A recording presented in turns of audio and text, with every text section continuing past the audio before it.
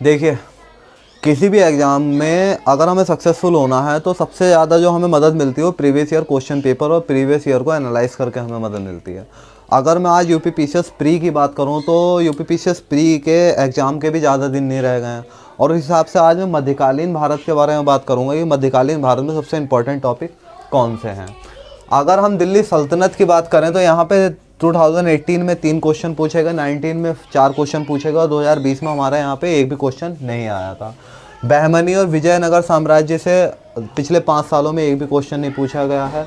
और अगर मैं भक्ति आंदोलन की बात करूँ तो 2020 में इस टॉपिक से एक क्वेश्चन आया था। और मुग़ल साम्राज्य में से हर साल क्वेश्चन पूछे जा रहे हैं। 2018 में 20, 2019 में 5 और 2020 में भी 5 क्वेश्चन पूछे गए थे। मराठा वंश से पिछले 3 सालों से एक भी क्वेश्चन नहीं पूछा गया। अगर हम इस हिसाब से देखें हमें लास्ट टाइम पे क्या पढ़ना चाहिए, तो सबसे पहले हमें मुग़ल साम्राज्य को बहुत अच्छे से पढ़ लेना चाहिए, क्योंकि ज़्यादातर क्वेश्चन इसी टॉपिक से उठ रहे हैं। आप देख ही सकते हैं इन प्रश्नों की संख्या।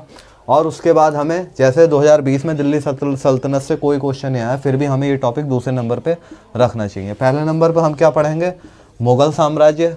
मुग़ल साम्राज्य में भी आप प्रीवियस ईयर के क्वेश्चन पेपर देख सकते हैं, किस तरीके से क्वेश्चन पूछे गए हैं, और उसी तरीके से हमें उसको तैयार करना पड़ेगा, ठीक है। और दिल्ली सल्तनत में से भी आपको 3 क्वेश्चन 2018 में, 2019 में, 20 में एक भी क्वेश्चन नहीं पूछा गया, फिर भी हम इसे हल्के में नहीं ले सकते हैं।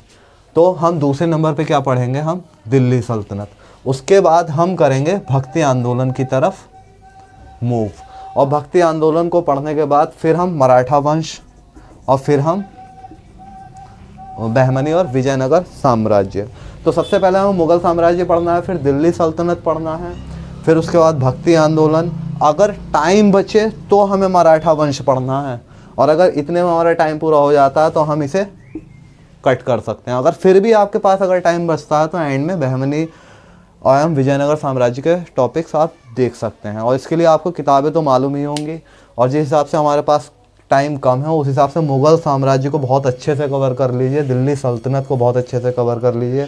अगर टाइम बचे तो भक्ति आंदोलन, फिर उसके बाद मराठा वंश या बहमनी वंश को उठाइए। अगर नहीं लगता है, अगर आपके पास टाइम नहीं है, तो इन 2 टॉपिक्स को आप छोड़ सकते हैं, ठीक है। तो आज के लिए मैं इतना ही। अगर मैं आगे भी हर एक सब्जेक्ट का पेपर एनालाइज पिछले 5 सालों का लाता रहूँगा। अगर आपको वीडियो अगर मेरी पसंद आए तो आप चैनल को सब्सक्राइब कर सकते हैं और आगे की मेरी वीडियो देख सकते हैं।